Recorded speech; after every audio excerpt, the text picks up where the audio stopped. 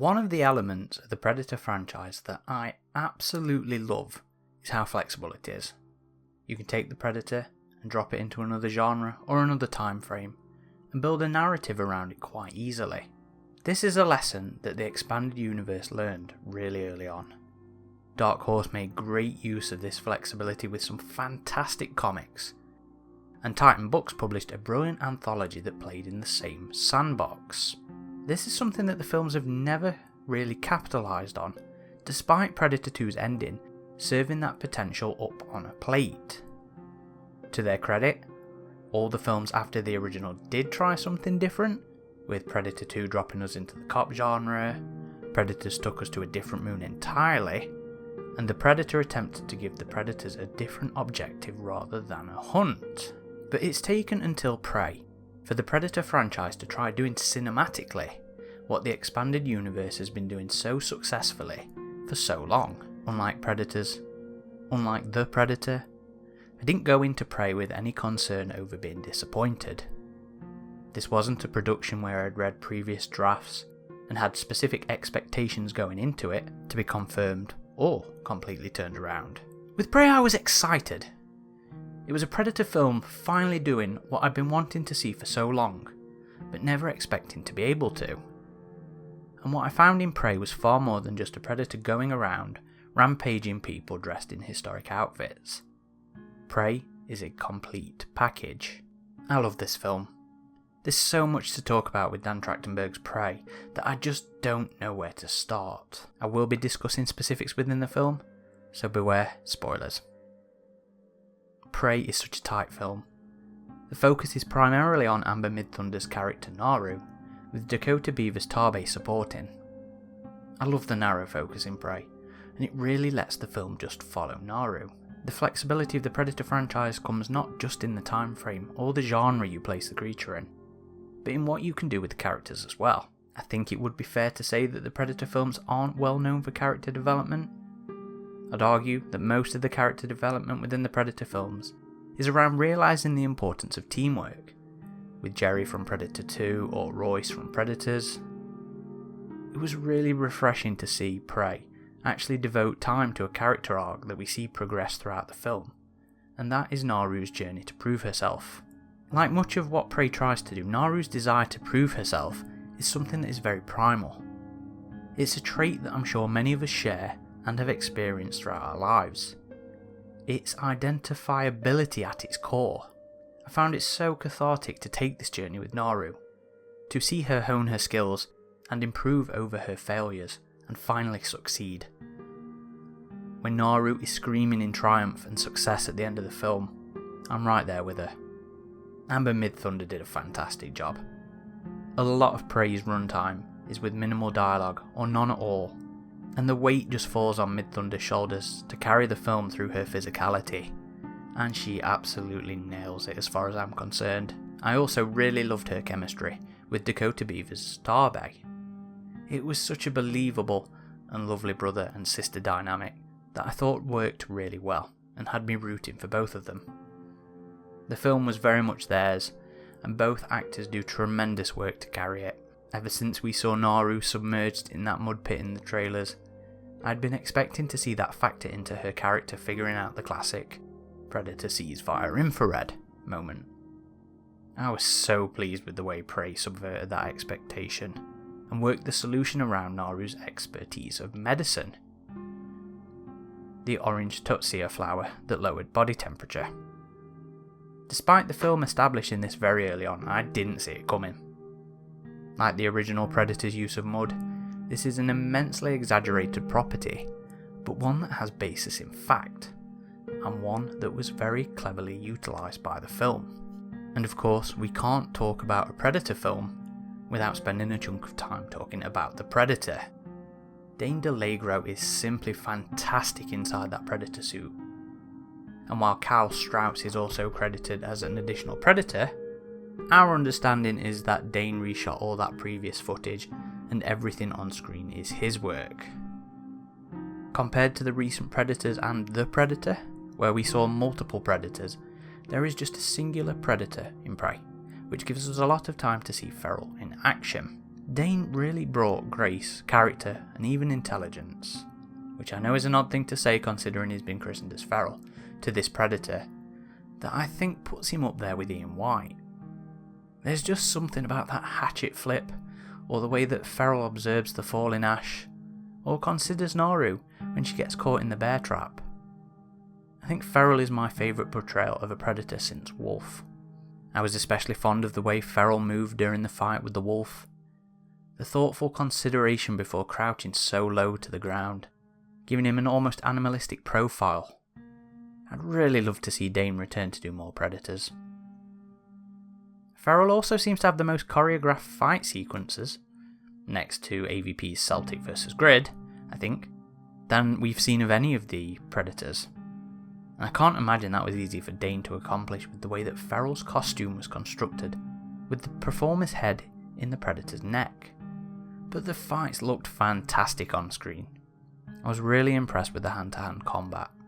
Now let's talk Feral's design. I absolutely freaking love the masked look. They went with such a minimalistic look to the rest of the costume this time, that just this bare minimum of armour and the massively prominent abs just highlight this primitive take on the Predator. I have such a huge soft spot for masks that incorporate trophies into them. I love Berserker's jawbone, as I think it adds a sense of character to their appearance, and I also love those open masks. Fire and Stone and Life and Death's Ahab, and Alien vs Predator Elder masks are some of my favourite. They're impractical as hell as actual masks, but I've always found that those designs really scratch an aesthetic itch for me. Feral's mask is easily one of my top 3 favourite movie masks. Another element of that design that I especially liked is that we see the mandibles twitching outside of the mask. It's not the typical way these open masks are designed, but I can see why they did it, to allow that movement and to see that extra sense of life and move in the way the mandibles twitch. I also found it really gave you an added sense of what was going through the Predator's mind during those sequences, but I also think this design element contributes to one of the small handful of issues I have with the film. As much as I loved Feral's masked appearance, I really do not like him once the mask comes off. I realise it's all aesthetic preference because ultimately it looks like a Predator, but the changes to the position of the mandibles, the smaller head without the crown, the changing of the position of the eyes, and the more prominent forehead, though I understand that's obviously to emphasise the more primitive nature of the Predator, but all those just don't sit well with my preferences. It looks like a Predator, but it's the most far removed design we've seen. It's just a bridge too far for this particular fan's tastes. Another element of the praised Predator that I thought was fantastic was in how they portrayed the older cloaking technology. The more stuttered and progressive nature of Feral's cloak, the way it seemed to follow a hexagonal pattern, and how it reacted to whenever the Predator interacts with something gives it the appearance of a much less effective system. Though it does seem to work better against water. In particular though, I especially enjoyed those close shots where the camera moves around the cloaked Predator, and you can see the skin tones and texture underneath the cloak as the camera angle changes. I really enjoyed how they handled that effect for Prey. It would be fair to say that fans always go into Predator films hoping that Alan Silvestri will make a return, to hear those familiar Predator themes. However, Prey leans away from that entirely, and it's to his strength I believe. For how much I always see fans hope for Alan Silvestri, I also always see them criticising the sequels for reusing elements from the older films. Composer Sarah Sashner moves away from the traditional Predator themes and instead leans heavily into the time period, with the score focusing on Native American tribal music with those fantastic wood instruments. Naru's theme in particular is just beautiful. And while the score focuses more on the original melodies and compositions, Sachner does hide the Predator inside her score at a much slower tempo within the strings, so much so that it's almost invisible until it's pointed out to you. While that musical through line is something I've actually always enjoyed about the Predator films, I think the decision to move away from that really helps Prey stand apart from the previous films, giving it its own musical identity, while also anchoring it further in the setting. The way that the tracks focused around the Predator all feel so intimidating and threatening.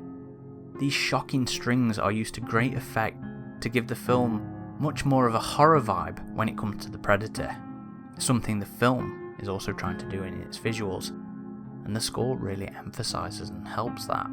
We really need to shout out to Dan Trachtenberg and director of photography Jeff Cutter's eyes with Prey as well. While the Predator films have always been set within large environments like a jungle, or a city, or even an entire alien moon, the films have always emphasised a more claustrophobic visual style, which isn't a criticism, but I found it particularly refreshing to see Prey emphasise the huge landscapes, things like the mountainsides. It made the scope of the film look so much larger. I'm a huge fan of the expanded universe. I love my comics and I love my novels, but I also knew as soon as I saw the date that Prey was set in that we would be seeing Raphael Adolini's flintlock pistol make an appearance in Prey. I also knew that it would be an entirely different take on the event, ignoring the events of the comic Predator 1718. I really enjoyed Prey's take on the pistol. As cool as it would have been to see flintlock armed pirates going up against a Predator, Prey's sequence with the French fur trappers was just as, if not more, satisfying to me. It also offers more history to that pistol, as not only is it now a relic that was instrumental in the defeat of the feral Predator, but there's the potential follow-up which would have to deal with how the pistol came into the hands of Greyback. I was so glad that Prey didn't try to shoehorn this into the end of the film, instead leaving it open for potential sequels, whether they be films or once again in the expanded universe, or just left to our imaginations. Now, one of the few problems I have with the film was in how the final battle was handled, and that was mainly around how the bolt gun, the spear gun, was incorporated. I thought it was fantastic that Naru determined how the Predator weaponry worked, and turned it against Feral, but I also thought that the finished film seemed to make the Predator not understand how his weaponry worked. The bolt gun's projectiles followed the track of the laser targeting system. Naru observes and uses this to defeat the Predator by stealing his mask and setting up a kill zone that leads to the Predator using the weapon, and ultimately kills himself. The problem with the way Prey portrayed this was that it seemed like the weapon wasn't particularly effective without that tracking, and makes it seem like the feral Predator didn't understand its own equipment through the repeated reuse of it while not wearing the mask. It took rewatching the film for me to note that the bolts had some forward momentum before the tracking kicked in, meaning that the weapon could be used against targets at close range prior to the tracking taking over, but this was easy to miss. I think it would have been to the benefit of the film to make a show of the helmet taking control, or have Feral attempt to override the controls. Aside from Feral's unmasked design, and some confusion regarding the ending, the other issues I had with the film were very minor. Prey reuses iconic lines from the original Predator, and this reuse of dialogue is something I am never going to enjoy. Fortunately, there was only one prominent part, and the reuse did what it always does and pulls me out of the film for that moment. I also thought that some of the dialogue felt a little modern. Would the Comanche really use the phrase "bring it home"? But ultimately, Prey is such a tightly and competently put together film that demonstrates what I love so much about the Predator franchise: the flexibility. And it's something I've been dying to see happen on the screen. It's like Dan Trachtenberg and writer Patrick Asen reached into my mind and pulled all the elements I love about Predator and put them into a film specifically for me. It's a live-action Dark Horse comic. I really hope that Disney and 20th Century Studios take advantage of Prey's popularity and explore what more they can with the Predator and the types of stories they can use it to tell. Please give us a Predator film set in a world war, give us something with the samurai, or even animated shorts that focus exclusively on the Predators themselves. There's so much more gold to be mined out of the Predator, and Prey has reminded us of this. There's no doubt in my mind that Dan Trachtenberg has saved the Predator franchise. He's reminded everybody that Predator has something to offer the people watching these films and the people making them. And with that, I end this review thanking everyone involved in making Prey a reality. I hope to see you return for more. But when all's said and done, the minor issues I had with the film don't make that big of an impact on my enjoyment of it. I'm just riding on so much goodwill that the Feral's face only really knocks the film down a slight peg for me. So from Corporal Hicks here at Alien vs Predator Galaxy, I award Prey with 9 out of 10.